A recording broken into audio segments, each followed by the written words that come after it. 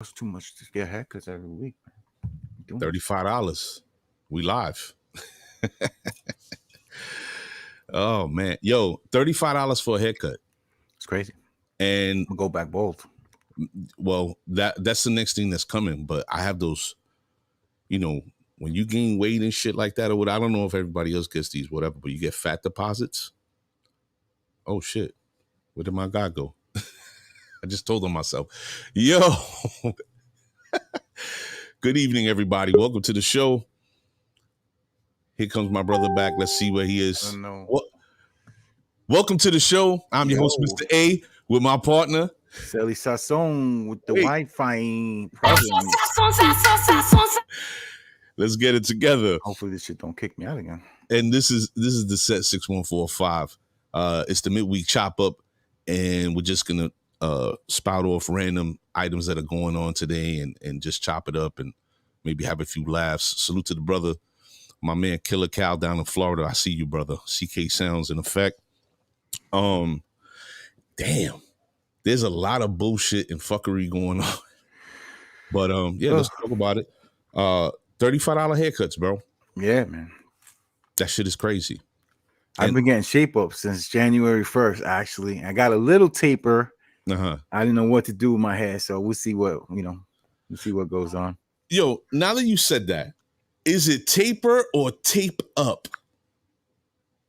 It's both, I think.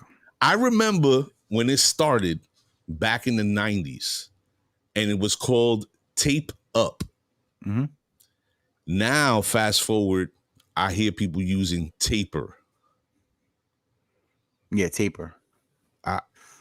I don't know. Millennials, baby. Well, see, all right. Our brother CK in the room says it's tape up. Mm-hmm. I remember it as tape up. I remember too. Yeah, taper, I think, is the word that, like you said, millennials adopted after the fact. Like, it just became easier for them to say taper, or that was their interpretation of what everybody else was saying. Yeah. It's not tape up. It's like when you taper. singing those wrong words to the song the whole time. And don't give a fuck. Right? Mm-hmm. People do that shit all the time. Wrong words. Oh, that's what Michael was saying? Yeah, exactly. Like, I don't get that.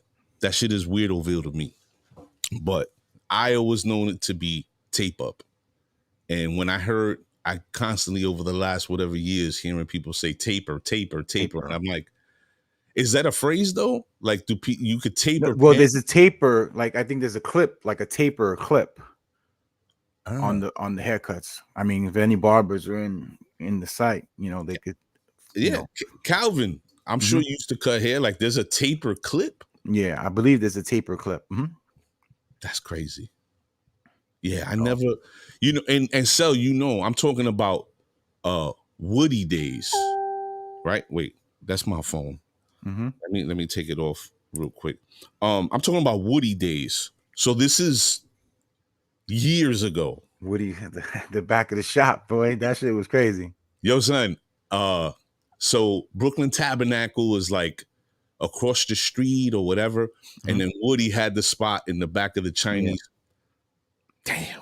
And the Spanish restaurant was there. Yo, on Flatbush and 7th. Yeah, that place, the food was definitely on. Mm-hmm. It definitely was. But Woody, his skill set, back then. Yeah. All right, wait, hold up, so hold that thought. It says I tape up is just something different terminology and effects of a fade. A tape up. Yeah. Mm-hmm. Okay. Yeah. It's just a lower fade. Yeah. Like lower fade. That's all. But it's just they use a different, like taper, like TAPER. Like they shorten it. I used to call it the actor's haircut because it wasn't the high fade that we used to get. Right. But it gave it a look. Give me the Ben Affleck. Yeah. Salute to the sister Millie Mill. We see you.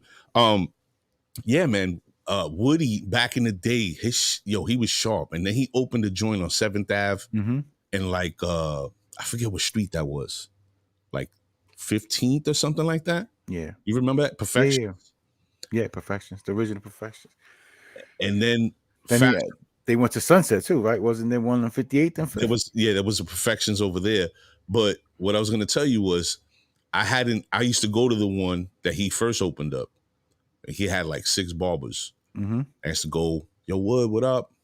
You know, these are the days when you didn't have to call nobody. You just showed you how many you got, right? Then Woody disappeared. And Emma was pregnant with Elijah. And we was in Coney Island. She was in the mood for like a candy apple or some shit. And we went there. And who's there? Woody. I hadn't seen Woody in like, at least 8-10 years. Yo, Bless, what's up? I was like, oh shit, what up, what? He was in the street though, right? I don't know. He was always good, like, you know, one of them people in charge. You know, he always felt like he was in charge or something, like always. Well, he was getting money. Yeah. I think he was in the street getting money because he was associated with this other Haitian dude that I knew about from back then. And I knew that cat was getting money. He used to be in the shop. Yeah, so, but that's, you know, he's one of them old OGs, like quiet. That's how you do it. You know, not bringing attention. And even still, Woody was a cool ass motherfucker. Right? Yeah. I remember when he left the Chinitos, I remember going there and he was like, no, Woody no here anymore. Like, oh shit. Like, damn, where the fuck he go? Like, I don't know. And the funny thing is the difference in time frame of getting a cut back then. Like, you got fresh and rode that shit out for like a month. And then when, you know what I mean? Like, you went and got a cut after that. I mean, I don't know how it is like by you, but by me, it's like there's no appointments now. It's mostly walk-ins. Like, they're just letting everybody getting in and out. Yeah, because they don't want people waiting around. So it's like you come, person, you know, whoever's available, and just taking them. Nah, it's by me. I kind of like I never was one like always make an appointment because barbers never held those times. I'm sorry, guys. Y'all never held those times. My man, Adrian, love you, brother, but you start smoking, that cigarette starts hanging out, start yapping it up. So that should never happen on time. Salute to our brother Johnny Chavez and Sel. The cuzzos in the room, Miss Christine Bermudez. She said she has, her son is like 5 now, little Yuli. He said, Yuli said, Mommy, you watching Cousin Papo? Yo, dude, this little dude was born. Yo, that Chiquito, he looked like he was like already had a full-time job. You know what I mean? Like he looked like a baby Huey type kid. Right. And I used to tell you, yo, what, you know, where's he working at now? This cat look like he got 2 jobs already. Right. A lot of kids do like that, for real. Salute to Miss Brianna. I see you. So let's run this track and then let's chop it up. Go ahead. Where the fuck is it? I thought we was just doing that. Nah, we was, but it's the warm up.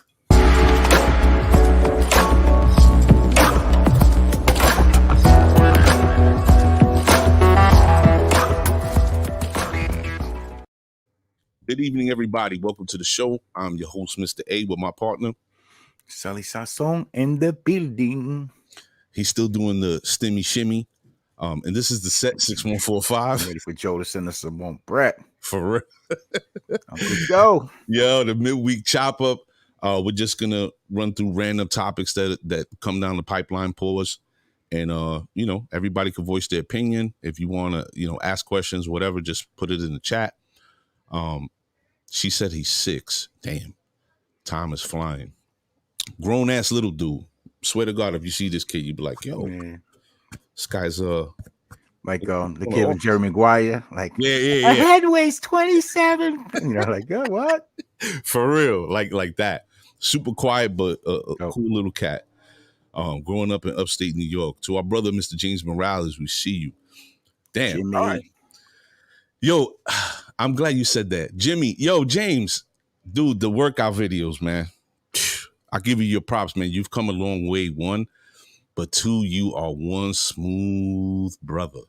You are like newborn smooth. Like that cat got no leg hair. He be using that neat shit. Neat. Was it the shit back in the days when Halloween? Like, yo, don't put neat on that shit. Yeah. It should be shiny. Like, I think, yo, James, you be baby oiling it up before you go to the gym, kid? Because you be looking real slick, B. For real. Don't use that Johnson and Johnson, baby, or you don't know what's the deal with that. Yeah, we don't want to do that. I'm glad you said that though. Let's throw out the first topic. Segue. So yeah, so Johnson and Johnson has put a pause on their vaccine. Everybody, let us know how you feel about that. So evidently, they come to find out that it's causing blood clots, right? So I'm watching the report, or I caught a piece of the report. And I think it was mostly females that were getting this. Was it? Yeah, the story I heard was mostly female. So I'm like, what's up with Johnson and Johnson? They're just after the women. Yo. They had the Zeppeli going with the women, the baby powder. Now this, but see, that's the thing. Like, I posted some rundown about what the last 4 years have been like, in the country, and I basically said to them, like I just set up. It was like a framework. Like they got this bozo dude. He started running and getting everybody amped up about fucking racism and all this bullshit. Fast forward, they send the pandemic, and nobody knows what to do. This guy's with his pants around his ankles. He don't know what the fuck to do, but he's supposedly the know-it-all, right? Mm-hmm. And now that puts us in a position to be like, oh, well, I got to get this needle. I ain't fucking with it, right?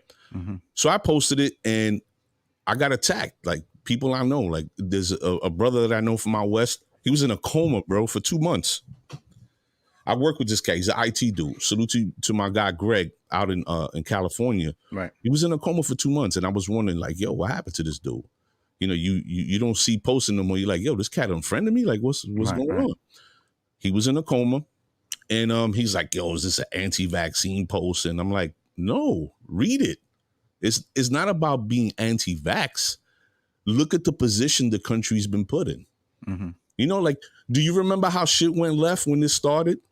This governor and mayor was saying, I'm not going to have my people wear masks. And then this governor and mayor was fighting against the president because the president was sending the feds to swipe PPE from them that they were buying on their own. Like, it was just a mess, right? It's still a mess because it's, I heard, was it Texas or Georgia or somewhere? It's like the numbers skyrocketed again, and they were looking to shut down. I don't know exactly what state it was, but off of that, also, the vaccine. Like, what about HIPAA laws? Like, I see a lot of things with, people asking, "Did you have the vaccine?" Or they're not letting people learn if they didn't have the vaccine. HIPAA law should apply to that, shouldn't it? Or is it something that gets 86th and they're just like, nah? Like with the volcanoes that happened over there in St. Vincent's, they're saying they weren't letting people on the cruise ships that weren't vaccinated. The story, I didn't hear that story from like the news, so I can't confirm that story. But if that's true, that's just like, what are we doing? Well, to piggyback that, what's up, Sam? Yeah, salute to Sam.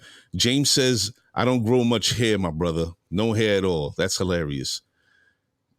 Johnny Chavez said, yeah, it was 6 females so far. Wow. Yeah. The dude, the governor or mayor, president, whatever it is from the island was on a press conference. And I believe he basically said that, like, if you ain't got a vaccine, like, we can't put you on a boat with people and then this and that. So you're basically saying you're leaving these people to die because if the volcano don't get them, the ash, right? Well, it's not even lava. It's actually the gas and it's ash and gases. It's not even lava. So it's like it's even worse because it traveled like 400 miles an hour. Jesus. So Christ. It's like, who's getting away from that? Yeah. You ain't getting away. And it went like 110 miles, like to Barbados. Like the plume was just over Barbados, 110 miles away. But you know what's crazy? If you think about it, in moments like this, normally, like when we were growing up, the world would get together. We'll be on some We Are the World shit, right? Mm-hmm. And people would be like, yo, we gotta help and we gotta this. And people are just going about their business like that shit isn't even happening. Yeah. Like, I watched the clip that you sent me with Homeboy, and it's true. People just like, oh, well, it's just, day by day. I don't know if you saw the other volcano, Iceland. People were just chilling, like go ahead, like like it was just like right there, and they're like you're too slow, and like backing up, and like I was like, wow, like this shit is crazy. I think people have fucking bump their head permanently for real. I don't. I think it's shit they put in us, right? Those byproducts got our heads all jacked up, probably. Listen, I would. Somebody was posting about this, about the what's in food. Like basically, the post went something like this. It has a picture of the side of like a cereal box or something with the ingredients, and what the poster said was, "Go Google what these chemicals are and what their side effects are, and then ask yourself why they putting it in our food." Right? Yeah. Like the only time that that was ever brought to my attention about what I was eating was as a kid, and I really couldn't immediately wrap my head around it. Yeah, I couldn't comprehend what was being taught to me was by the 5%ers on the block. And it was like after that, like as I'm going on in life, that I'm like, yo, like what the fuck? Mr. A, that's wine will get you every time. For real, bro. my brother, is that a ham sandwich? But you know, people don't think about that. And then when you try to talk to them about it, it's like a fight. Oh, you're this, or why you believe in that bullshit? Bro, it's not me. Read the fucking label. Like, you know? But let me get back to this whole Johnson & Johnson shit. Some people rather not know, though. You know what? I ain't reading this shit. I don't want to know what's in there. Ignorance is bliss. But is it really? When your asshole's falling out 20 years from now because you was eating beta-metrotretazine or whatever the fuck, or you got leaky anal oil coming, you know what I'm saying? Like, it's just weirdo shit. So I made this post, people were attacking me, and then a good friend of mine, Adam Kawakami, I hope I'm not fucking up his name, the OG, he was like, yo, you know, do you really, ultimately what he said was, do you really feel like these companies are just about making money and not saving people? And I was like, abso-fucking-lutely. Like, when they made, what were those pain pills? Xanax, and there was another one. Xanax and Percocets. This whole, they're not addictive and they're not this and that. What happened? That family, the Sackler family, made billions, not millions, billions of dollars by running PR campaigns about how great their pain meds were, and then pushing doctors, sell them. There were pain management facilities opening up all up and down the country, right? And these doctors were they were selling legal heroin. Right. So what happened? How many people died how many people got hooked, and how many people died and turned into junkies because of those pills? Yeah. Zombies. So basically they are about money, and nothing happened to the Sackler family. Them motherfuckers were smart and declared bankruptcy and try to protect their money. So that, it's like in sports or anything. When people say it's not about the money, it's always about the money. It's always about the fucking money. So to the point of Johnson & Johnson, the report's going on, and then they run this shit. So you see to the right, it says Dr. Kavita Patel. She's on the phone. She's talking about what's going on with the vaccine, right? As she's talking about what's going on and what they're discovering, they're running the fucking stock ticker. Now, I keep telling people, America loves public relations campaigns because that's how they get people to believe bullshit. You know what I'm saying? You wrap it in a pretty bow and you make a little story and you beat people in the head with it and they start to believe it's true. Put lipstick on a pig. For real. So now look at this right here. Look at the picture. The doctor is this big and the fucking stock ticker is taking up 3/4 of the landscape of the picture. What are they telling you? Yeah. You telling me is get not the fuck out. Yeah. Take your money out. Exactly. Right? So you telling me this isn't about money and control? They've done it all the time. And this isn't the first time that this country has went about their business giving people needles and fucking them up. Right? We had Tuskegee Airmen that went on for years and years and years. Who went to jail for that? Nobody. In Puerto Manchurian Rico, Candidate, right? That's something also, right? That's the who? The Manchurian Candidate. That's a true story too, right? Isn't that the when they try to that's just made up? Is that a made up thing? Well, the movie itself is made up, but Okay. the concept of mind control and MK Ultra and all, that's real. Right. That's what they. Ooh, that's a whole other show. We're not gonna touch on that right Okay. now. We're not gonna go down that room. Yeah, it's serious though. But they did it with Tuskegee. They did it in Puerto Rico. If you know, they sterilized the women unknowingly to them. Mm-hmm. And they were telling them, oh, we're giving you like malaria shots or whatever to protect you from something. But the reality was that they sterilized them. You know, we had Desert Storm syndrome. Do you know about that?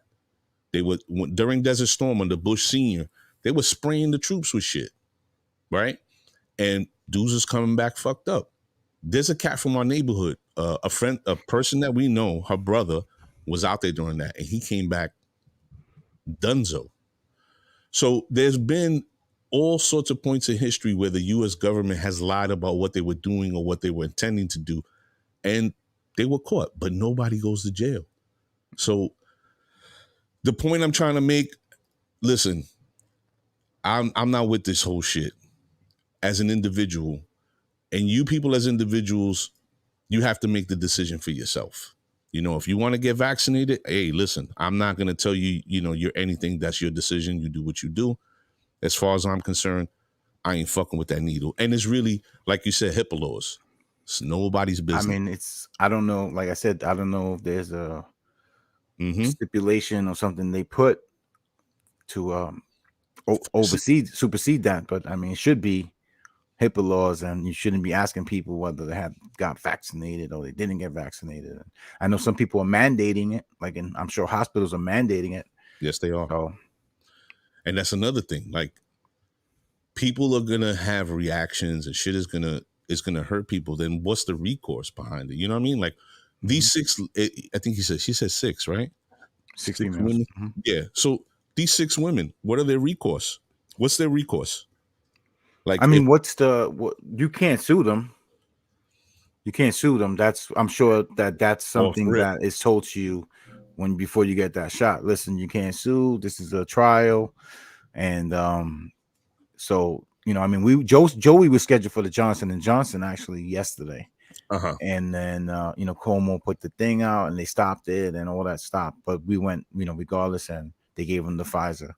You know, it was a little warm last night and a little, you know, but he woke up fine this morning so far, thank God. But God bless. I mean, it's something that, you know, it's like I'm not anti, but I kind of more, and the mother's more like, nah, I'd rather him have it. So, you know, yeah, we gotta be, you know, I'd rather that take precaution, and you know what, if that's gonna help him, let's do it then, you know.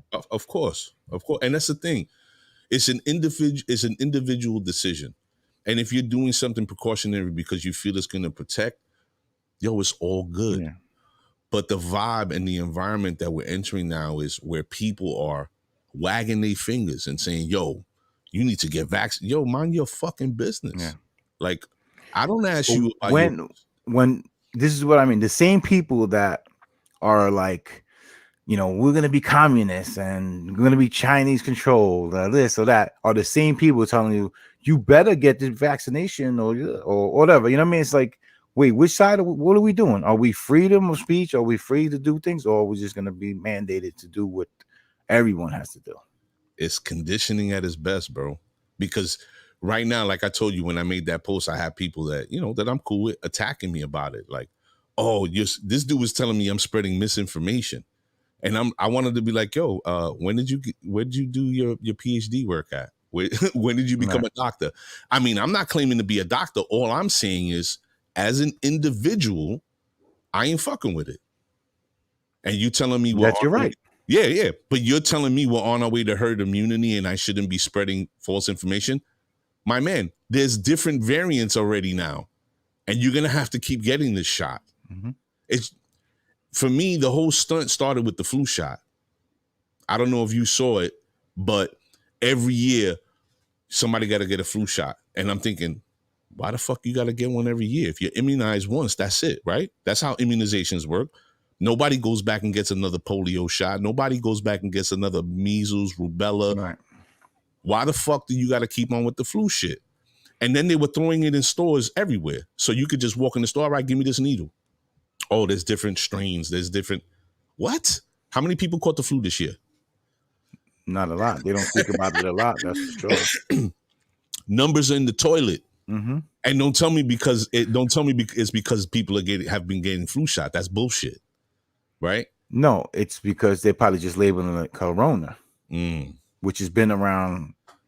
That shit was on Lysol. All that. If you read the Lysol labels and all that, that was on there. Coronavirus been on there.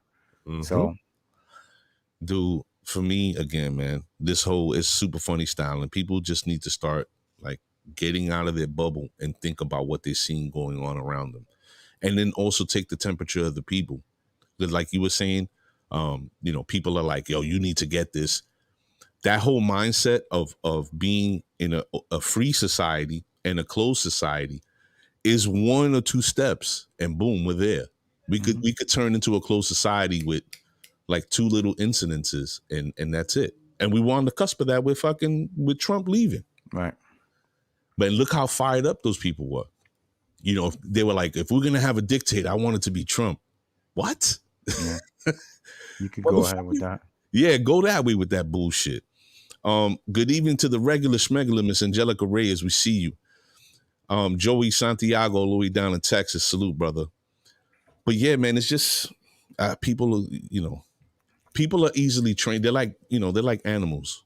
People are easily trained to do shit and react a certain way. And I think that's something everybody should really start paying attention to. I think people just need to do their own research. Do your own research, and don't just believe everything you hear and say. Do your own research, and you make your decision from there. Mm-hmm. I haven't caught Demon. I haven't caught a fucking hangnail. It makes it hard, bro. Pause. It really makes it hard for me to accept any of this shit. It's just Weirdoville out here. So this weekend, Kid Cudi. I didn't see the performance. Did you see the performance? No. All right, let's make some people mad, because I know people are going to be upset about this. But last weekend, right? It was last week. I thought it was this past weekend. Well, last weekend, whatever. So Kid Cudi essentially hasn't been around for quite some time. And as I understand it, he's dealing with either bipolar depression or depression. And honestly speaking, Sel, you know who this is? You know who Kid Cudi is? Yeah. Day and Night and all that? Yeah, I know he is. All right, cool. So the reason why I ask is because there's a lot of people that, that don't know that that's him, right? Now, Kid Cudi, when he came out, he dropped a single, Day and Night. Big hit. Where's he from? Chicago? I want to say Cali. He might be from Chicago. He's Black and Mexican, actually. So super talented. He's also an actor. He was on a series on HBO that was pretty dope. I was sad that they took it away. It was about these 2 cats in New York trying to make a clothing line called Crisp. It had the kid from Raising Victor Vargas, the Spanish dude, the older brother. Yeah. He was in it. I just want to ask something real quick. Sure. Is he free balling in there? He's free balling. Balls is out loose, right? Letting them breathe right there. He ain't got no fucking faja on, dude. Damn. So, the dude's super talented. Actor, rapper, fashionista, like would dress crazy, like his own shit. Had crazy. No kidding. No kidding. Dressed crazy. So now, fast forward, he was dealing with mental illness, and you know what? That's a real thing. Jimmy said he's from Ohio. He's from Ohio? Mm-hmm. Really? Where's Jimmy? Ohio. Ohio. Yeah, you taking me back with that joint. You calling him Jimmy? I'm like, who the fuck is Jimmy? James. Jimmy beefsteak right there. Oof. Let's go. Salute to the homie, the cuzzo, Mr. Esteban Quinones. I see you. So now fast forward, he dipped for a while. He was dealing with mental health issues. But prior to this happening, Kid Cudi was that cat, right? And a lot of people was feeling his creativity, his artistry, and he was making waves. He was doing his thing. He goes through this issue. He's dealing with it, whatever. So you figure like the last 3 to 6 years, you don't hear from this dude. And I may be in the wrong pocket, but whatever. He disappears. Right. Here we are, 2021. Kid Cudi pops back on the scene, and this is what we get. He's in a dress on SNL. Now, I didn't understand what the fuck was going on. I just didn't, right? I'm sure a lot of people didn't. Yeah, I don't think anybody really did until after the fact. So, what the? Oh, okay. So it turns out that he stated that he was paying homage to Kurt Cobain. Now, for all the young people in the room, not that I know that our crowd is young, but They're young at heart. they're young at heart, for real. Salute Eric Medina. We see you. You know, this whole situation, makes me think like Kurt Cobain was the main guy in grunge. Basically, people say that he invented grunge, right? Or I he think was he's probably the one that became the first one mainstream. right, first mainstream for grunge music, right? Nirvana. Nirvana. For those I don't know. So he what he did was he sampled Kurt Cobain in the song he was doing, and he also decided to wear this dress. So at some point in the past, Kurt Cobain had wore a dress similar to this pattern, but the only difference is it wasn't. You see how he got the spaghetti straps, and, Right. and Kurt Cobain shit was like a Laura Ingalls joint. It came up over the shoulders, you know what I mean, and it came down like over here. So for me, when I heard that this dude was paying homage to Kurt Cobain, my first reaction was, you couldn't just dress like grunge and throw on a flannel with some torn up jeans and maybe some Doc Martens? Like, whose idea was it to throw a dress on? Right.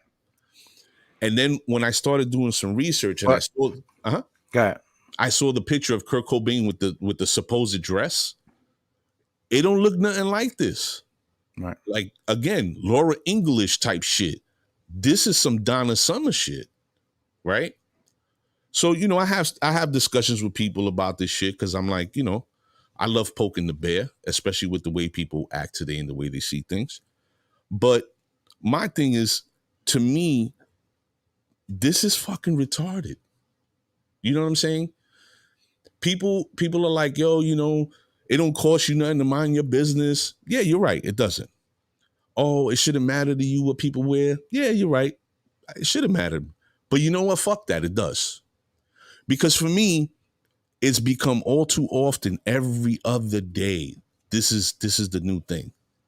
Dudes in dresses, wearing lipstick, painting their eyelashes. I mean, I don't know.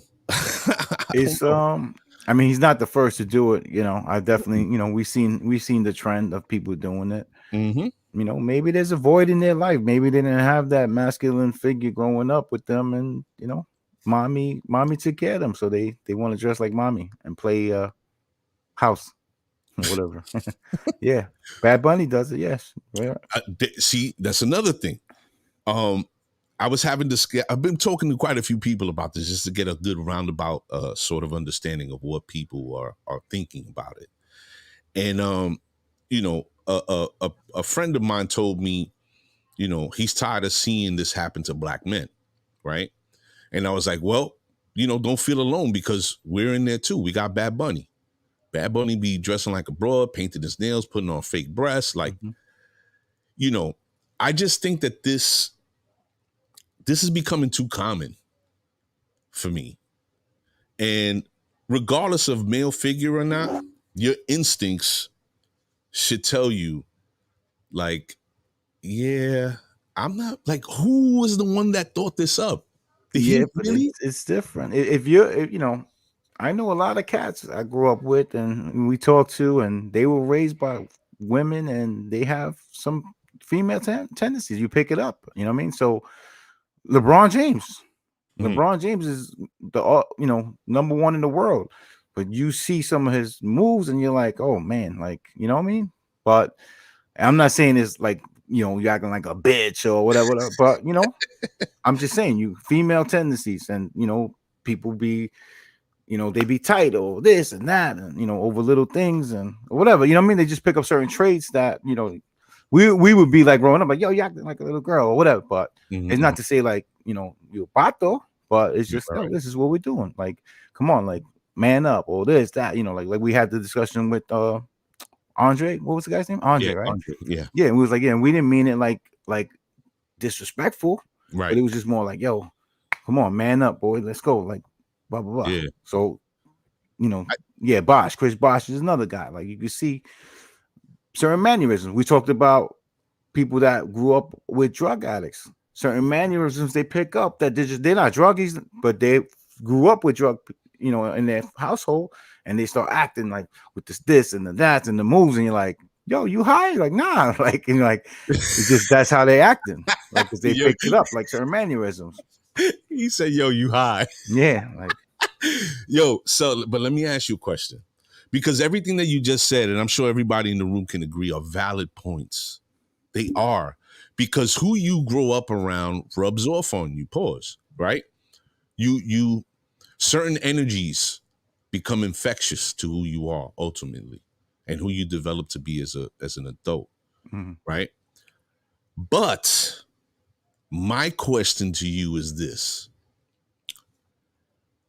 When does it start affecting the clothes that you put on?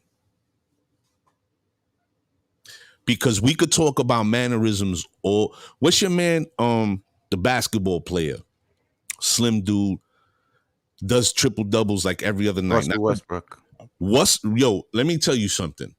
I saw a video of Russell Westbrook dancing at a club, Mhm. and I was like, yeah, that is a fruit bowl filled with all sorts of sugars and Mhm. bicarbonates, and I found out dude has a wife. He's been with the same shorty Yeah. forever. They got a kid. And I was like, all right, that is what you're speaking to. That right there. Mhm. This is something, and again, I think people need to really think about it. This isn't about hatred. This isn't about me saying, oh, assuming his sexuality. This isn't about any of that. It goes back to the point of PR campaigns and conditioning people to do and accept certain things. And we could call a Mm, timeout on Russell Westbrook, yeah. because it doesn't matter. He has a wife. You know what No, I'm saying? I Like, was going to say that, we but know that doesn't mean anything. Like, for you sure. know. Look at Mr. Quinones says Westbrook is definitely flaming. Mhm. But then again, look at the quarterback from the Panthers. No, he's not with the Panthers no more. Cam This Newton. Cam Newton, son, he shows up like Auntie Jean going to the Mhm. family reunion, right? I see Cam in a different way. And the only reason why I say that is because at the end of the day, style and swag has always come from our corner of the planet. Meaning, people of color have always been the trendsetters. I don't care what anybody says. Anybody. Look at Grace Jones. Grace Jones is a fucking. You know who Grace Jones put on and gave a lane to? Madonna. You can't tell me you look at Madonna and don't see, unless you don't know who Grace Jones is Right. or about her. You can't look at Madonna and say that she did all those things because she's super creative. She got that from Grace Jones. So the point I'm trying to make to you is these dudes and people in just generally, you can pick up certain energies and habits and mannerisms from people that you grow up with, yes. But when do you start getting affected to the point that you want to put a dress on? Or females, with basketball shorts and tank tops and no bra type shit. I don't see that connection. The mannerisms, yes. If a male is growing up in a predominantly female home, he's either gonna have like a rechaza for women, and I'm not saying in a negative way, but he's gonna search out to be around other dudes to get, that energy. If he doesn't, and he's just constantly 24/7 around women, those mannerisms and that energy could rub up on it. Mhm. It's perfectly acceptable and understandable to see that. But this situation with Cuddy is not that. Again, mental illness, And then who the fuck was like, yo, let's throw a dress on, son? But again, in this era, Mm-hmm. he was gone a few years or whatever, like you said, right? Mm-hmm. So what make people talk about him right now, like we're doing? That was the other thing. Yep. All right. So put a dress on, you'll be back in the mix in no time. That's just the way it is now. You get likes, so you'll get this, the good news, bad news. Publicity's publicity, right? Yep. And I'm glad you said that. It speaks to the temperament of people that are willing to prostitute themselves to be famous. How far are you willing to, like, son, I'm not coming on here with a fucking bustier. Next week on the set, men in dresses do the show. The fuck out of here. It reminds me, people, I'm sure everybody in the room sees these memes where it says, would you slap your grandmother for 10 million? And motherfuckers are like, yeah, son, she'll get over it. Yo, people are really suspect. Yeah, it's a different era. It's definitely different. This is the suspect era. The kids talking back and doing all that craziness. Shit, man. I don't know, man. But it's just again, nothing negative, or we're not trying to speak down to people who feel or desire to dress in this manner. And another thing, men have been in dresses, the kilts, right? That's something that the men do too, with the Scottish thing. And right, but it's a kilt. That's accepted. Right, but it's a kilt. Mm-hmm. So when you say kilt and you put it up next to that, you can differentiate. Right. You can look at it and go, I know that's a kilt. I remember back then, right? Roddy Piper was coming out and he was like, yo, this guy's wearing a dress, cracking a pineapple, a coconut, whatever, on somebody's forehead. Yo, don't talk about that, man. That brings back bad memories. Jimmy Snooker. Mm-hmm. Terrible. But again, you're able to differentiate the two. One is a kilt, which is traditional Scottish garb, and one is Donna Summer. Like you don't. There's no. You know what I mean? Free balling. Also, in Egypt, and even Muslims, right? Muslims wear this. I forgot what it's called. It's like a long dress shirt, right? That can be interpreted to a degree as a dress, right? But it don't have spaghetti straps, and it doesn't crop up over here by the breastplate. Right. It's just, like a sheet. And in Egypt, ancient Egypt, the men would wear a long cloth that would go and fall down to their ankles. But again, these dudes was walking around with long swords. Pause. You know what I'm saying? Like it's just different. Yeah.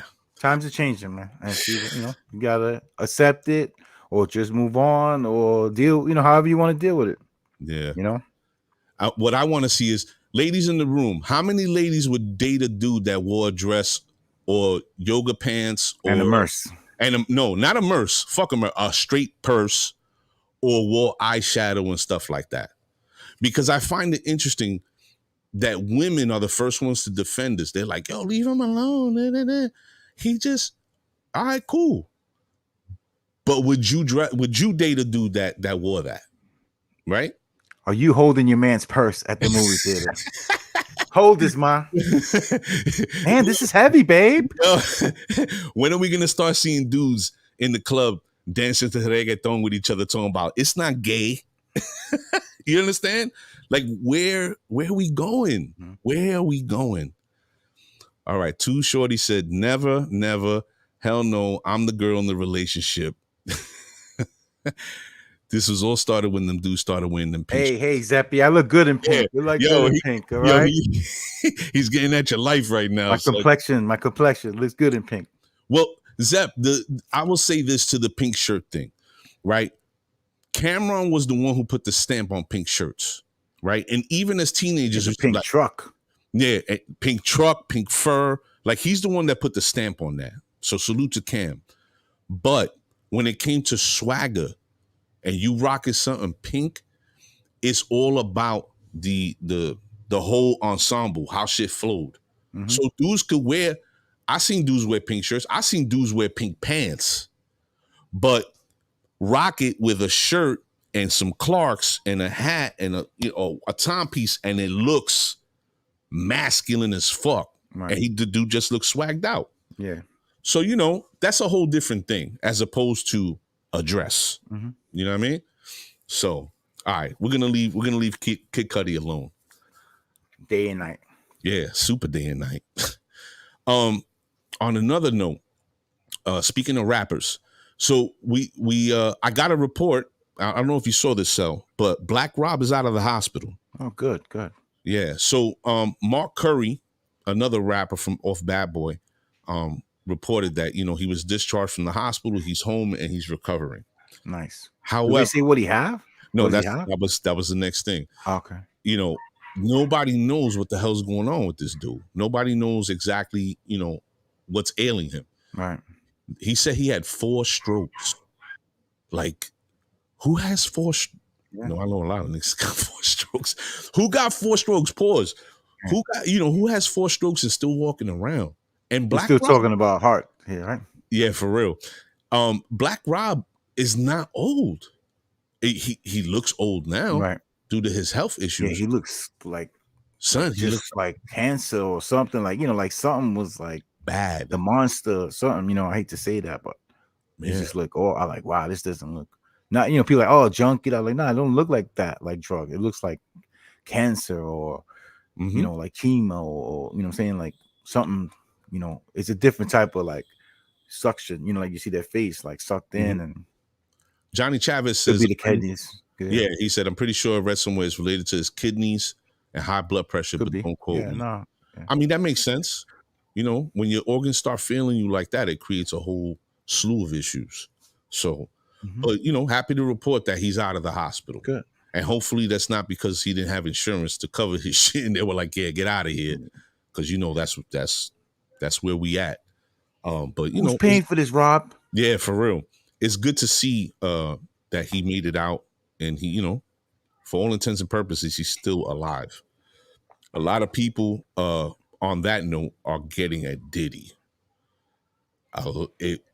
Shit is running. I never get caught up in that stuff though, because you don't know what just because it's not public doesn't mean people are not helping. You know what I mean? Because everybody now wants to like give a homeless guy a burger of money and then like look what I did. You know what I mean? Like that. Not everyone has put it out there like that. You think people stunt like that on purpose? Like 100%. Like when you do shit from the heart. You're not.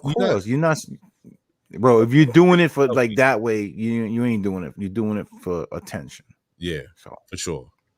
But I don't know. Did he just put out an article? He made a statement about fighting for artists and giving them their due and so on and so forth. And they fucking roasted him. They were like, "You are not talking. Like you held the Locks captive. You held their masters. Right. Mace was fighting with you. Like." There's a slew of, if you read Dance with the Devil, I think it's written by Mark Curry. I read it. He talks about all the shit about this dude, underhanded dealings and owning people's shit and getting people to write for him, not paying them or paying them pennies.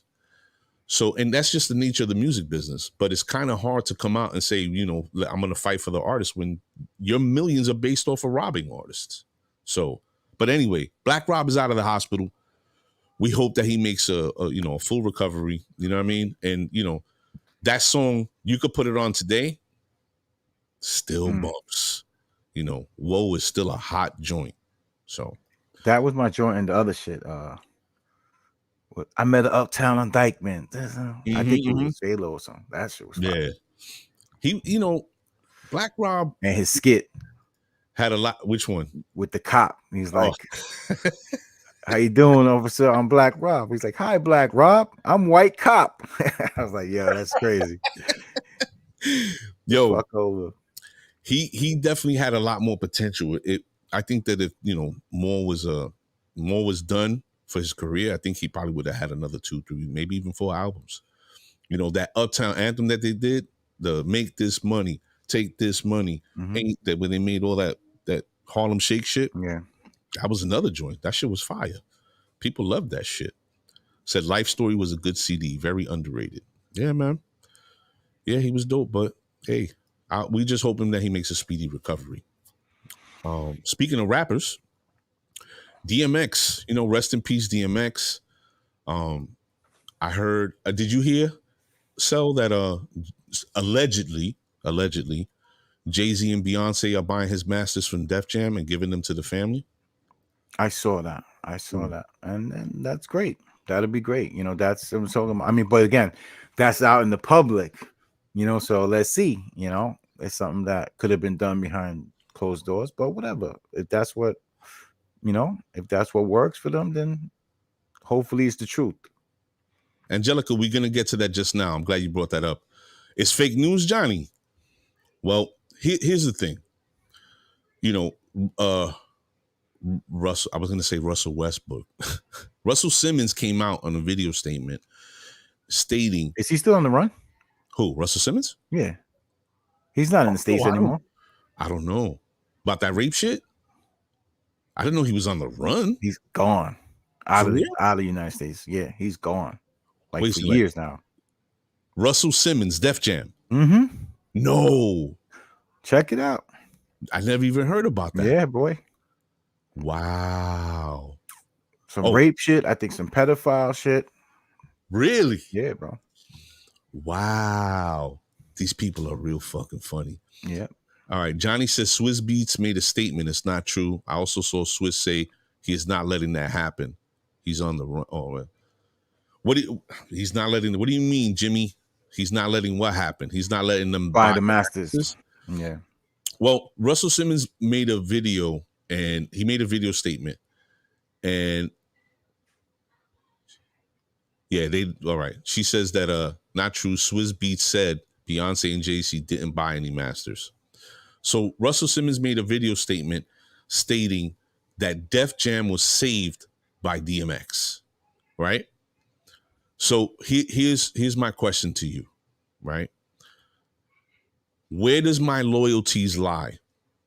If I was once a millionaire, right? So I lose it all.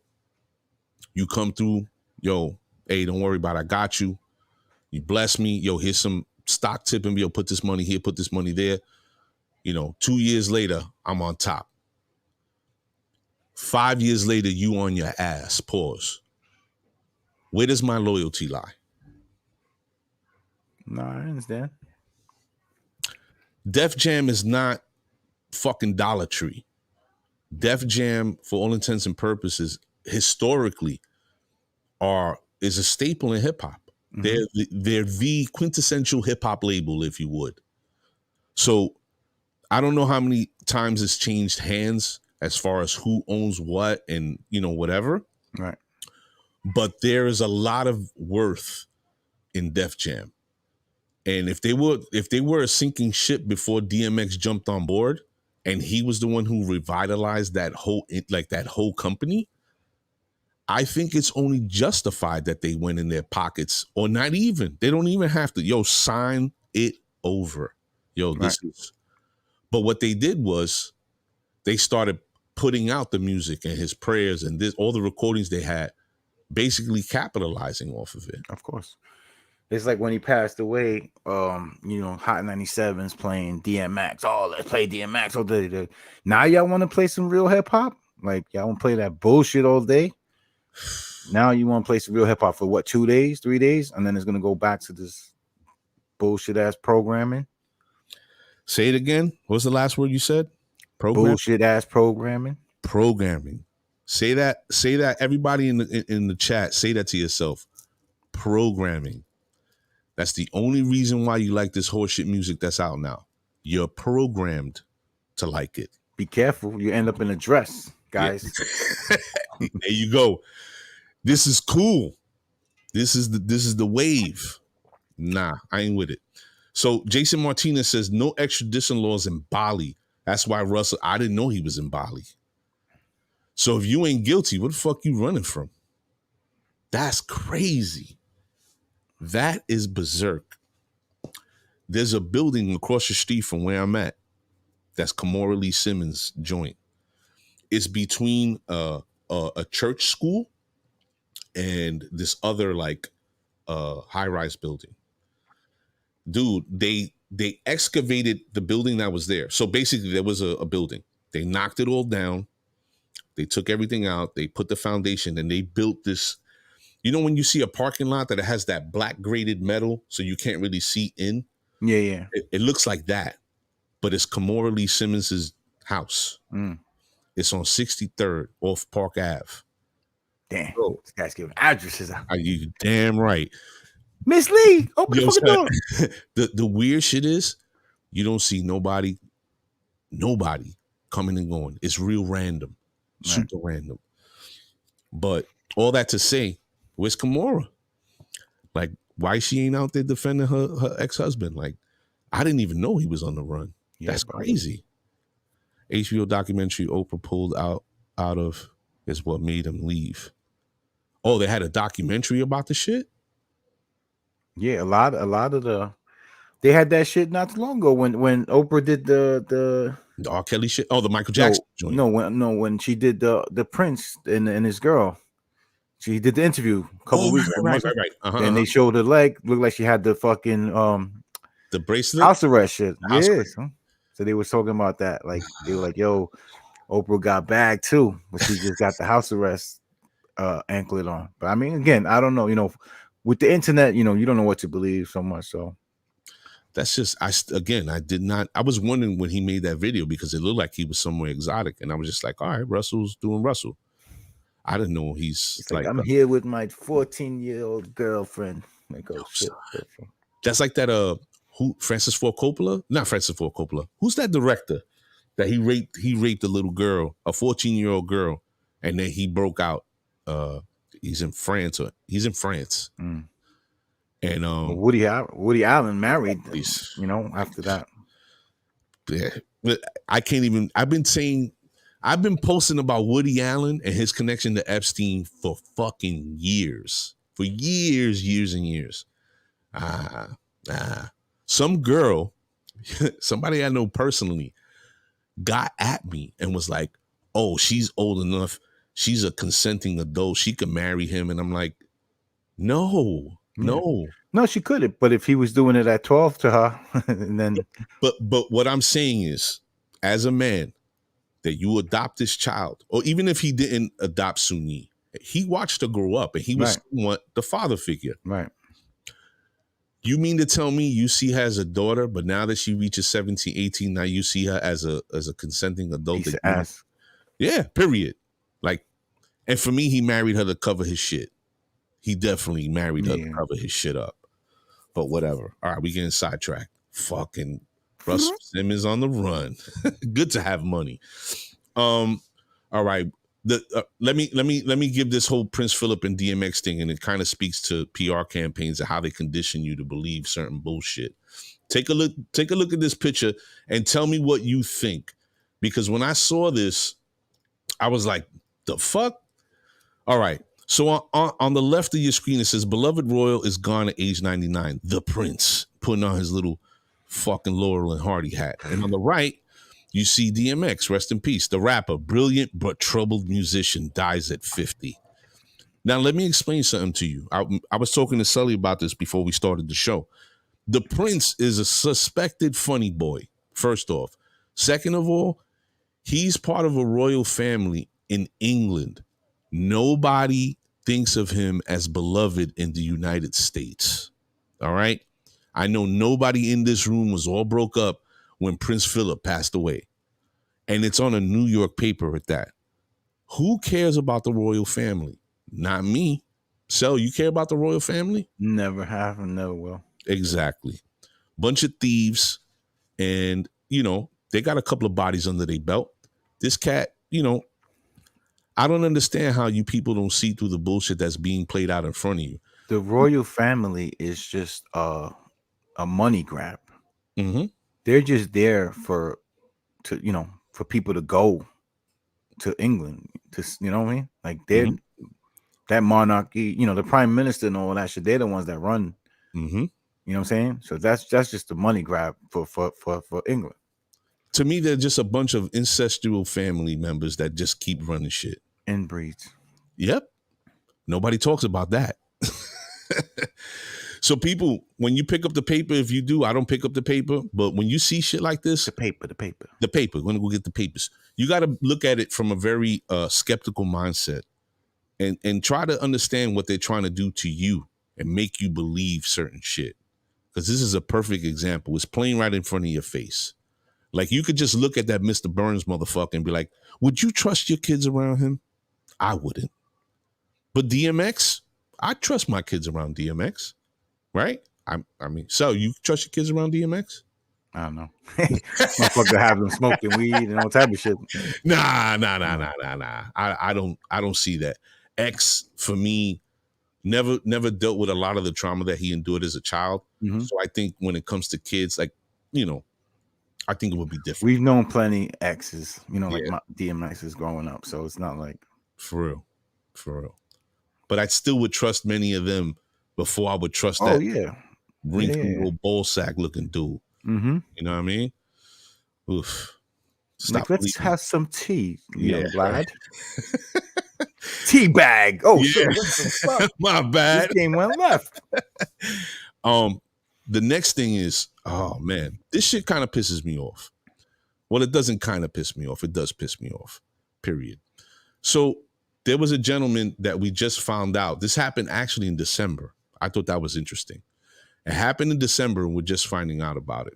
So, as everybody knows, there was a U.S. Army lieutenant.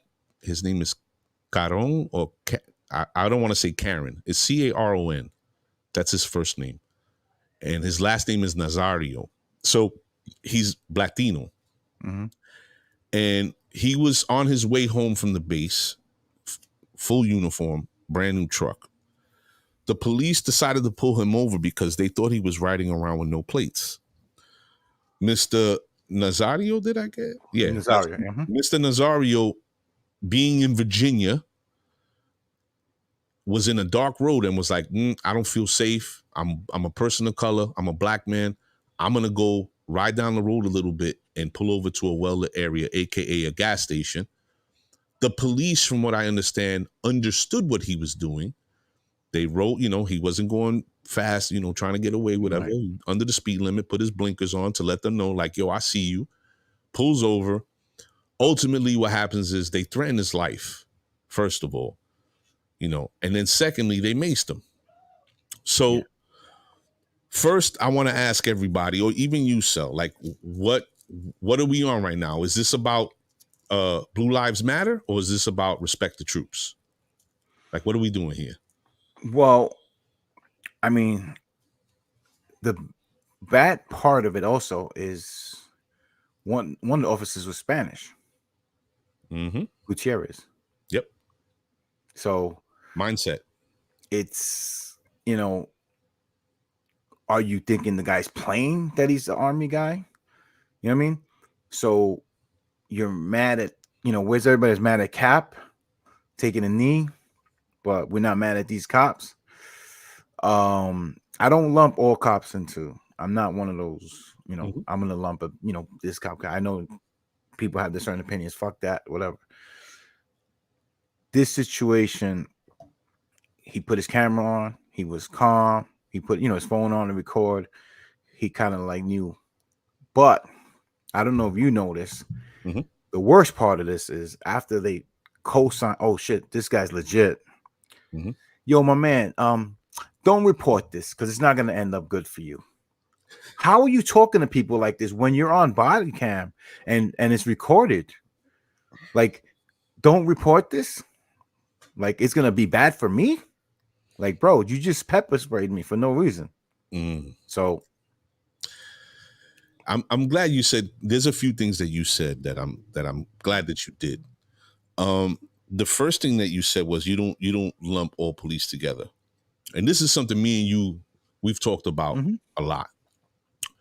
The bad part about that, the good and bad part about what you're saying is, we as citizens or regular folk, civilians, not part of law enforcement, have this turmoil when we discuss police because we don't want to lump them all in together because we know some of them personally, some of our family members, this, that, right?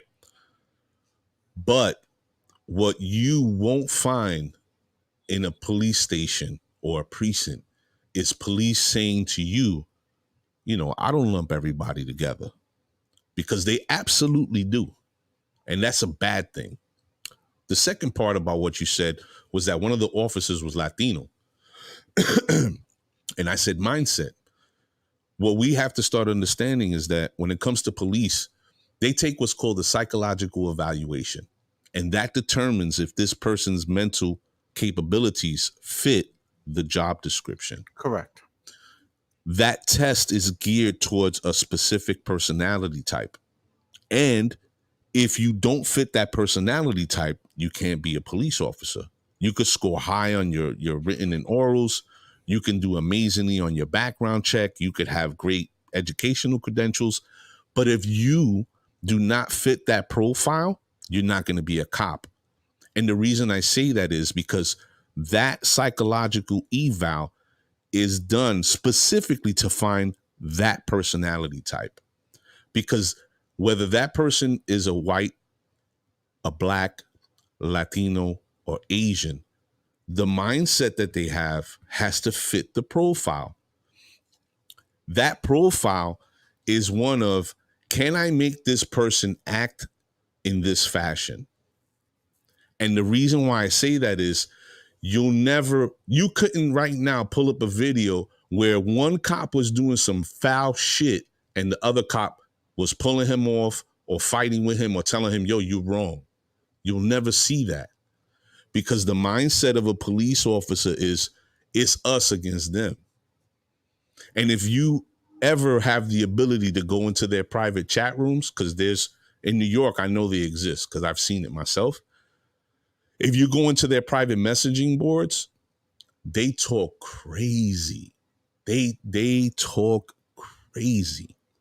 And the sad part about it is we have brothers that are police officers, brothers that we grew up with, maybe even family members. Mm-hmm. It's hard to talk to them about it because they get defensive. Nah, this dude's a dirtbag. They deserved it. You're just saying that because of this.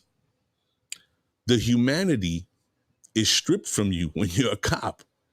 You understand? Yeah, I mean, I think, listen, like I said, I have family, I have friends. Mm-hmm. To this day, they I don't feel they wouldn't be like, this guy's a piece of shit as a cop to another cop. Right. Now, would they do it in the situation? Mm-hmm. Would they do it at the precinct? Mm-hmm. Probably not, because if me and you are cops and I'm working with you, mm-hmm. and I'm like, yo, Mr. A motherfucker gets carried away, you might be like, all right, I'm gonna fall back, and then that day I get blasted. So that's, I never did the job, so I can't be like, oh, how did she grab the taser and not know it was a gun? When you, you don't know life or death situations. I'm not saying what happened like with the kid, like Angelica was talking about. How do you confuse that or whatever? Mm-hmm. This lady's resigned, so obviously she knows she fucked up, in my opinion. Right. And they're like, oh, she been on the job all those years. She's a union rep, instructor type. So she's probably not out in the field like that. You know what I'm saying? Mm-hmm. It's like when the transit motherfuckers that was doing the union shit, they haven't been on a bus in 7 years. Now, oh shit, I lost. I got to go back on the bus. Yeah, my CDL expired. Because I seen it happen. Yeah. So again, I'm not saying like, yo, this is what happened. If you do the job, it's like me when I talk about like umpiring, and I hate to change. This is way different subjects. What I'm saying? But when I tell people like, yo, if you like, people complain with umpires, this umpire, this in softball, this umpire, I say, yo, everyone should umpire one day, and then you'll respect what they do. Fair, and I'm not saying, again, a cop is. You said they do a physical, psychological evaluation. Mm-hmm. Do they do that often, or is it just when to hire? Yeah, the psych eval that I'm speaking of is to enter. Okay. They don't do evals unless like you shoot. Well, maybe that's part of the problem. No, it Because is. when you start working and you see, damn, I was about to shoot this motherfucker. Meanwhile, he had a fucking comb or this or that. And now you start fucking with your brain. Oh, should I? I shouldn't. Maybe that's something they need to do all the time and have those evaluations and conversations and training and all that stuff. See, here's the thing about that, so and again, solid fucking points. We've been speaking about this for how long? It's evident, let's think about this. We were born in the 70s. In the 70s, you couldn't so much as suck your teeth at a cop. Mm-hmm. And he smack the shit out of you and keep it moving like he just, bought a sandwich. And then you'll get harangued about like why you deserved it. Yeah. This is, and I'm saying this to make a point. This has been the conditioning in this country and in this state and in society, that it's acceptable behavior for police to do these things without any recourse, without any backlash, without anybody holding them to task. We've been talking about retraining, safety, counseling, mental counseling, because there's a high suicide rate, there's high alcoholism in police, there's all sorts of crazy shit that they do because they're suffering from what they do on the job. It never gets addressed. What does get addressed is their budgets. Their budgets are through the roof. So they, a regular cop could earn a nice $120,000 living, and be good. But nobody talks about that part of it. Mm-hmm. They need to be redressed in a way to make them better at their jobs. Now, when you said, "Oh, I was about to shoot this dude," if you're in NYPD, more than likely, if you pull that pistol and you think somebody's pulling something else, they're getting shot because they're trained. This is the problem. They are trained, if they feel threatened, to neutralize the threat. That's why if you ask a cop, "Yo, why don't you shoot them in the legs?" You know what the cop's gonna tell you? We're not trained to do that. Yeah, because it's you or them. Like, who's going home? And it's you or them. That's another problem. You hear what you say? Cause I speak to our friends that are police, and that's their exact response. It's me or them. I want to go home to my family. Yeah. That needs to change. We definitely need, if a kid is on the street walking home and they're looking for somebody and they jump out their car on this kid and they think he has a weapon because they're looking for somebody with a weapon, and he turns around and has a Mystic iced tea, but they can't see it because it's dark and they think it's a gun and they kill him. It's me or them. I want to go home to my family. But that wasn't the person you were looking for. And ultimately, what's left behind is the family sues and gets a settlement. That doesn't bring that kid back. No, definitely not. Like I said, there were certain situations that I could be like, oh hell, like the George Floyd. Like, come on, there's no way we could be like, yo, dude, like this guy's, he had his knee, whatever. Like, to me, that's open and shut. The lady, Angelica saying, "Oh, it's a mistake, and how can you bring it back?" I understand that, but she acknowledged it right away to me, like, "Oh shit," you know what I mean? Like, we don't, if you've never been in those situations of life and death, and what's your taser, what's your gun? Oh yeah, I know they look different, but that shit is all happening fast. People, it's. My whole thing is because I'm always gonna say it's me. Like, yeah, ain't nobody. I'm going home. That our friend Joe, salute to our brother Joseph Estrella. We were watching the incident and he was like, "Nah, son, I'm killing that dude." And I appreciate the honesty. That's how you really feel. I get it.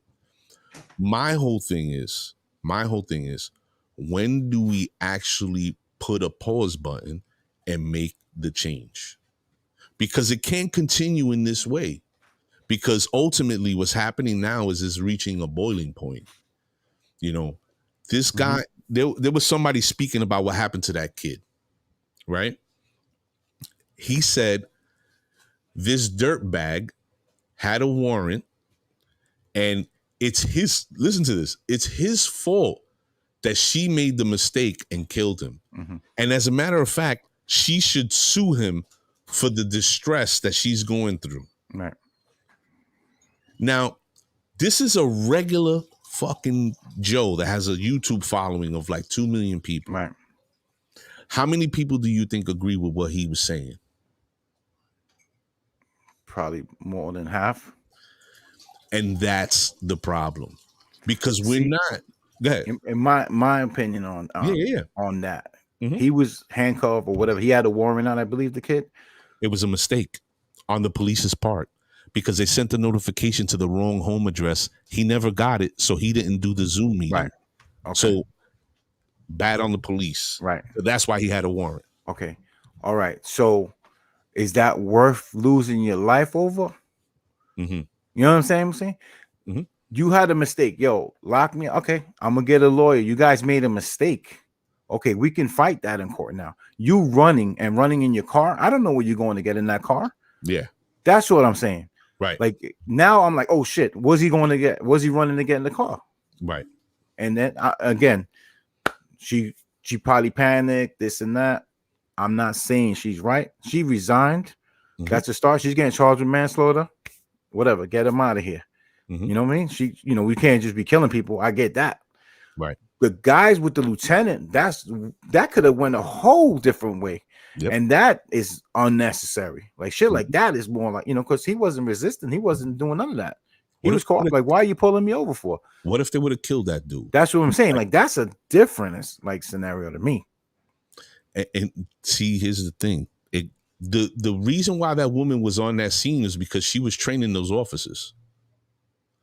So that whole behind the desk shit, that's her job. That's her job to be out there training dudes. Well, she sucks at it. 26 years. How the fuck could you suck that bad? 26 years? And she's resigning. She did. She resigned. She resigned. And she's getting charged with manslaughter. Right. I find nothing honorable about her resignation. And I'll tell you why. Because she's walking away with a pension. You're basically saying, yo, you know what? They're going to fire me anyway. Let me get the fuck up out of here. I'm not doing this out of bad conscience. I already got 26 years. But so, okay. So what would you do? You're going to be like, take my money? Fuck my family now? No. Listen. I'm saying, you're saying like you wouldn't resign, or people are saying they wouldn't resign. So what do you? I'm calling it as I see it. And what I'm saying is, but would you do it? No, right. Hold on. What I'm saying is she's not resigning because it's the right or honorable thing to do. She's resigning to save her economic situation. But how do we know that? If it was, I'm not her. You're not her. How do we know that? What do you mean? Because she's getting her pension. How do you know that's the reason she resigned and not that she feels like shit? Nah. Oh, okay. So we can't have opinions on it. No. You're saying what I'm saying is like fact. No, I'm stating my opinion. Right. For me, my opinion is she's resigning to save her financial situation. Okay. I would say if it was me, I would do the same thing. Because of the economics for your family. So we can't talk like it's negative because we would do the same shit if it was in our hands. No, motherfucker, we supposed to talk our opinions, negative or positive. So we're contradicting ourselves then. No. We say, oh, that's fucked up. She's fucking resigning, but I would have did the same thing. No. That's two different things. Okay. You and I, listen, if I fucked up on a job and somebody ended up dead, guess where I would go? I would go to jail, right? But what I'm saying to you is if I was in her shoes and I did that, I would fucking resign immediately as well. Because ultimately, I still could end up in jail. Quite possibly, maybe, right? And they're suing the city. They're not going to sue you or the state, whatever it is. Right. But if I go to jail, it's my fault. I fucked up. But at least I know my family will be good because I resigned. I get that part. Yeah. But that's my opinion. It's not saying I'll be like, send me to jail. As long as my fucking money goes to my kids, give me whatever you want. Right. But I'm of the opinion that for me, I don't find it honorable what she's doing. I see it as just like with Derek Chauvin. Mm-hmm. Him and when he got bagged, what happened? Oh, his wife is divorcing him and this and that. And no, it was to save their house and their finances so they didn't get banged out. And then she disappeared. Right. No, and then you come to find out he's a tax cheat. And this is the problem. Police are giving a lot of leeway. And I get it and understand because they're police. But when we have these moments where it's blatant, where you see it right in front of your face, you got to call a spade a spade. We got to stop. Yeah. We got to stop. Honestly, I've always been like, nah, this shit is dirty. This shit is that. Even the time with the guy in the that they shot in the Wendy's thing. But then I saw the whole story and I was like, oh, okay. The guy that was sleeping, but he was twisted.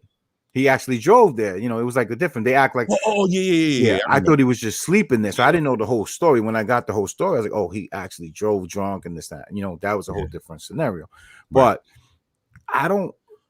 To me, this is different. Like the kid he ran in the car, and you know, I don't see why. Why would she? If you're training a rookie, like you're gonna make that mistake on purpose, I'm gonna shoot this motherfucker right here. Like that doesn't make sense to me. I think it's more people are saying you have 26 years of doing that job of being the person to train officers on how to handle or whatever. But has she been doing that for 26 years, or she's been a cop and then she's been doing that? No, she had to start as a cop. From what I understand, she's been the trainer for that. I don't know if it's the full 26. That's what I'm saying. Like we got to know that because she might be a year on there. No, it's not a year. You know what I'm saying? Yeah, it's not a year. It's not a year. But even if it's a year, what the fuck? Like, what are your qualifications to fucking do that job then? It's different, man. Listen, man, I worked in the hospital without a gun. And motherfuckers used to be like, it got to a point, I'd be like, yo, we're going to do this the easy way or the hard way. And I got a couple of the hard ways in my face. And I was like, all right, fuck, I'm slamming this motherfucker on the stretcher. But I think ultimately, regardless of the situation, you know, this kid is dead, unfortunately. Yeah, no, that's terrible. It's part of his action. He has kids too, right? Yeah, he has a son. Yeah, I mean, it's terrible. It's a terrible situation. But in my opinion, if you don't run in the car, bro, get a lawyer. Go. What's if you don't have nothing to worry about and they made a mistake, your lawyer could fight that. Yo, they made a mistake. They sent us to the wrong address. This and that. I know the system is fucked up, but I mean, come on, it's not shit. You know, not worth dying over.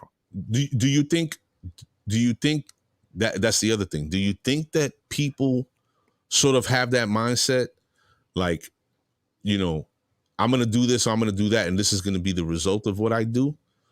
Because I don't think that kid really thought, yo, she's going to pull out a gun and shoot me, right? I don't think he thought that. What would you think? No. What are you thinking? Not her. Right, him.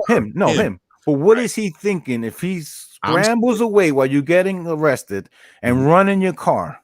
You're getting beat the fuck down. You know what I'm saying? At minimum, beat the fuck down, tasered, and the worst case scenario, which was what happened, he got shot and killed. You know what I mean? So yeah, he was afraid. Okay, but what was he afraid of? 25 years to life in jail? Because you know what I'm saying? Like, what I'm saying, what are you afraid of? If they made a mistake, bro, if you have no record or you don't have, you know, history or you don't got drugs on you, there's no reason to be like, oh shit, these cops are locking me up. Go. So let's look at the Army dude. I thought they were gonna shoot and kill him. I'm sure he did too. He was awfully fucking calm.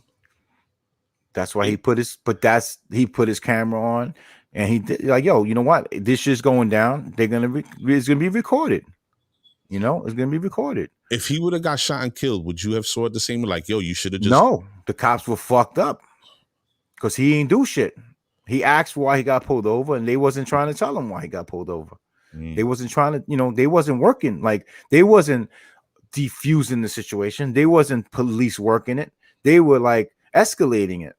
And then after the fact, Dude Gutierrez got fired. He got fired. Yeah, he got fired because he escalated the situation. And then he was like, yo, bro, don't report this because it's not going to be good for you. Okay. So he reported it. And what happened? He got fired. So, yeah, no, I'm not. Listen, I live in reality. This could happen. This could happen. These guys are fucked up. These people fucked up. To me, all cops ain't fucked up. Do they live with the that blue wall and bullshit. Yeah, because they have people that they have to work with that. If they don't support, they're gonna be dead. So And that's the basically, job. That's your profession you chose, though. That you got to look at that too. right. So there's a lot going on in this exchange. In one instance, you're saying, you know, motherfuckers shouldn't do this or that, and suffer the consequences or what could possibly happen to them.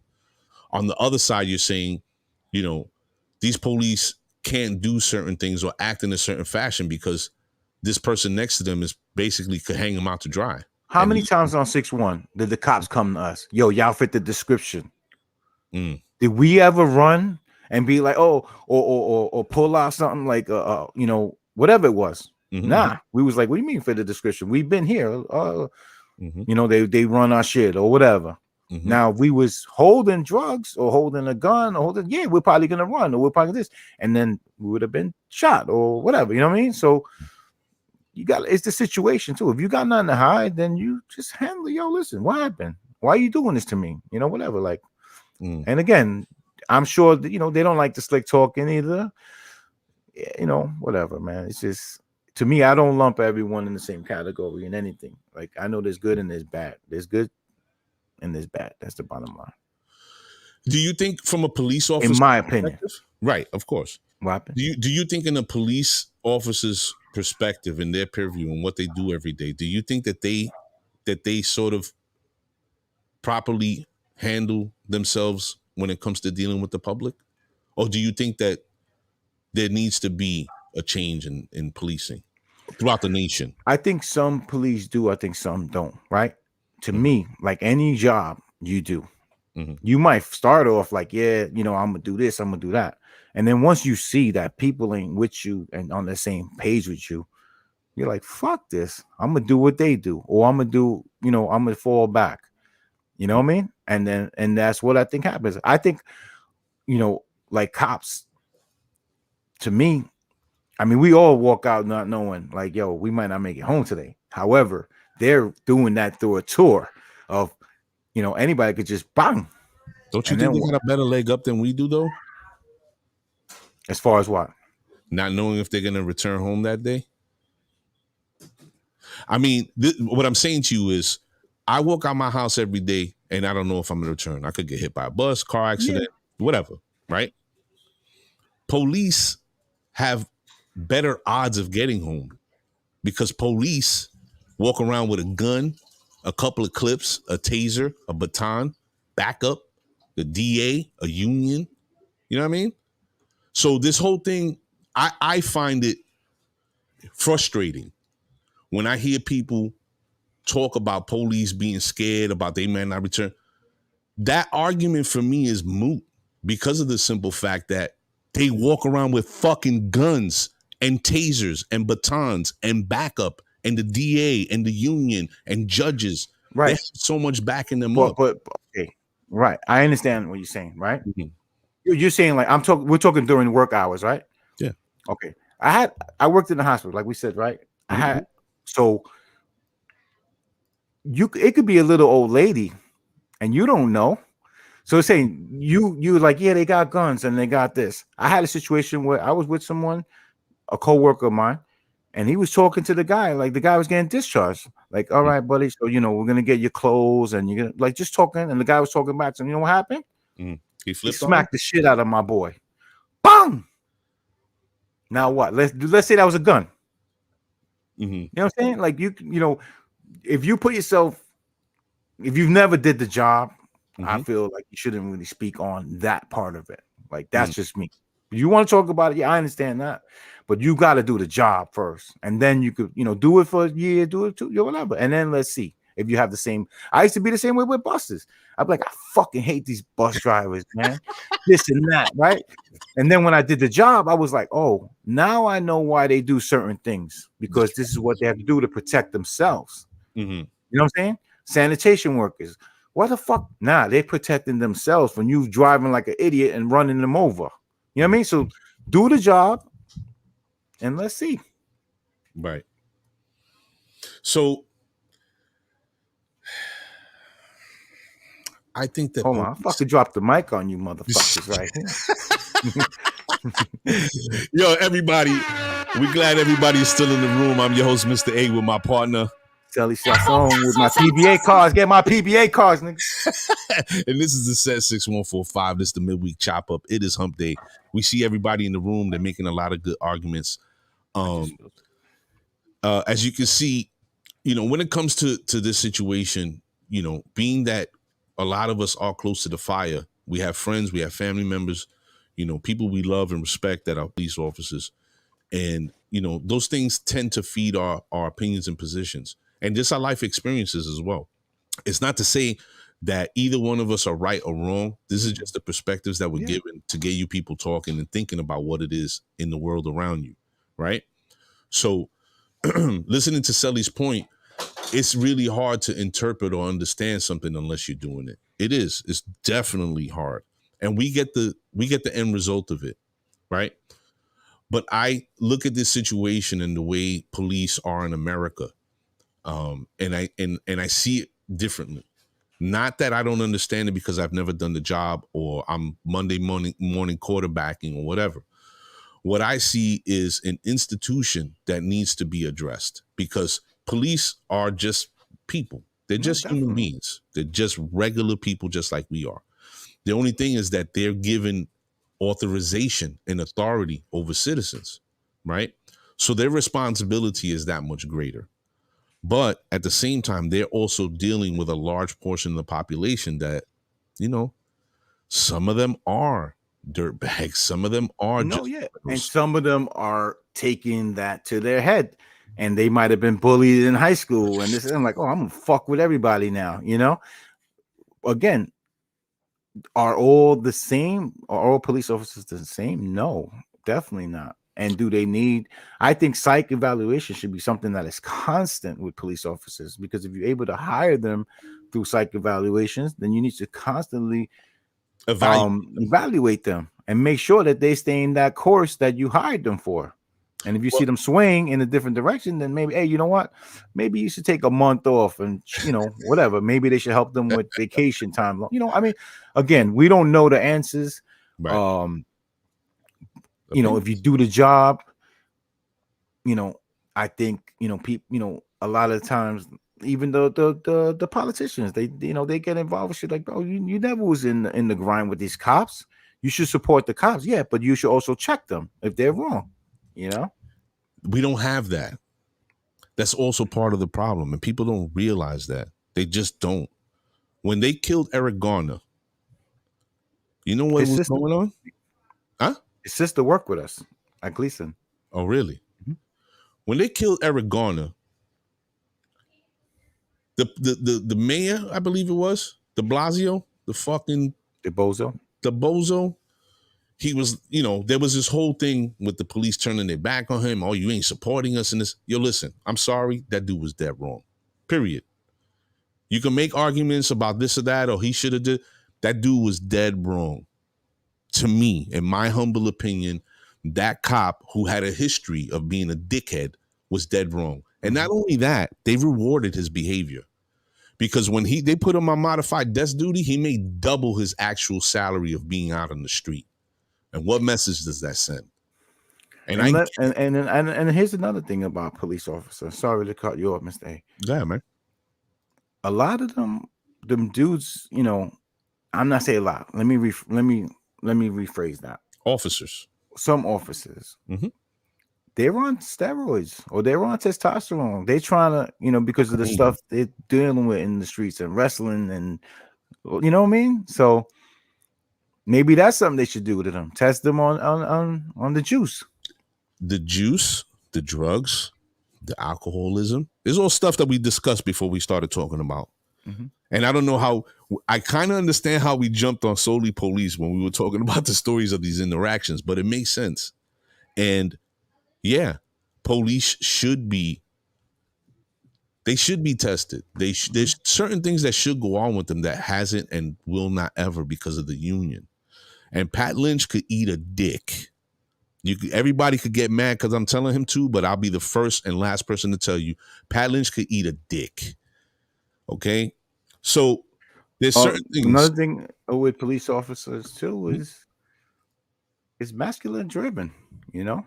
It's Mm-hmm. men, a lot of men. They women dealt with a lot of shit, and they still do it in the the police force. Mm-hmm. You know what I mean? So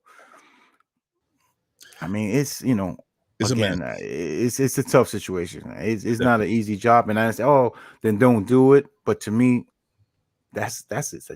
That's a good career. So why wouldn't you do it? You know what I mean? That's a good career. Yeah. You're making good money when you're making your good money. So Yeah. it's just you have to be reevaluated. You have to definitely go through those psych evaluations, and it should be something that is, instead of defunding police, if you're not going to defund them, then make sure it goes through the right proper channels and get these guys trained and women trained in the right way to be able to deal with the public, and more public relations. Yeah. There's a lot that goes into this subject. And we got off on a tangent because of it. Yeah. But I think overall what needs to happen is that policing needs to just change overall in the country. And the whole situation with defunding the police. Listen, man, somebody got to be held responsible. And at the end of the day, if the city, the higher ups, the people who control what goes on in the police are making them fill quotas because they got to fill their coffers to make their budget, and we all know quotas exist. Let's not go down there. Once you take quotas away from police officers and make them more members of the community that they're patrolling in, and build relationships, because they're not chasing after motherfuckers for money, because that's what they're doing. Right. That whole dynamic changes. It goes back to being a business, like we started with Big Pharma. Well, it's a business now. If you take the quotas away, right? That's what I'm saying. If you have the involvement of the quotas, then it's a business. No, it's a business. Right? It's a business. Right. So if you take that quota system away and stop telling cops, yo, you got to get 20 this and 30 that, now cops don't have that pressure or have that a part of their job description. Now they can be in the communities and build relationships and become members of the community and deal with them as humanely as possible, so that when shit happens, you'll have the support of the community. Motherfuckers won't be marching on you, because policing is a different thing. Now it's a fucking business, especially here in New York. Yeah. So, all right. Don't unfollow me, people. Don't unfollow me if you don't like my opinion. Nah, man, fuck that. Listen. I'm me joking, and Sally, man. Yeah, no. Sally and I speak about that often. We're not gonna live in an echo chamber. We're not gonna agree about everything, as you just saw, right? But what we have to do is, one, be honest about what we feel and what our opinions are, and two, trust that we could fucking voice those opinions and not get off the show and be like, well, fuck you. Nah, we're fucking adults. We need to be able to speak to each other like adults, and not children who are mad and gonna take their ball and go home. Pause. Mm-hmm. So that's what this is about. We got to be able to speak to one another even when we don't agree. And it's better because we garner a better understanding of who we are as people. And you learn. People have to learn each side. You say your points. I hear my points. I see with the with the comment section. Mm-hmm. Yeah, I take this and but listen to what I'm saying also. That's all. Yeah, we can't just be around people that think and do things the way we do. We have to be around a diverse group of people so that we can. I gotta go buy my dress online. So yeah, Sally's gonna go get the XL. And ladies and gentlemen, that's the end of the show. We'll be seeing you soon. We got things happening. I think me and Sally are probably gonna take a vacation a couple of days, but we're definitely gonna come back. We're working on certain things. We have a very interesting story that we're trying to line up, and I think everybody just pay attention to the events calendar, man. We got something special coming down the pipeline, and yeah. So we'll see you guys soon. Hit them likes, hit them subscribe. Please share if you can. Yes, we're gonna get on YouTube. You know what, Sal? I'm glad you said that. Pretty soon we're gonna do a sole YouTube event. We want everybody who follows the show to share and subscribe, because we want to change things the way they look on YouTube for us. Right now, we're probably sitting at like 260 subscribers with like 10,000 friends between both of us. We need those numbers to translate to YouTube, because we want to make some changes and bring about bigger content to the show. And we need everybody's help. So with that being said, Like, share, subscribe, get your friends on board, and we'll be seeing you soon. Good night, everybody. Stay safe. Peace.